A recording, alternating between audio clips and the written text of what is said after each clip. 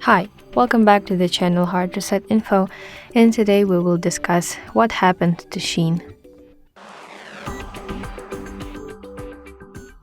So Shein is an online fast fashion brand that has gained its popularity due to its affordable prices and rapid production cycles.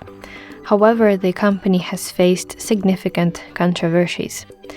Shein has been accused of labor rights violations, including reports of poor working conditions in China, and Shein has been criticized for intellectual property theft.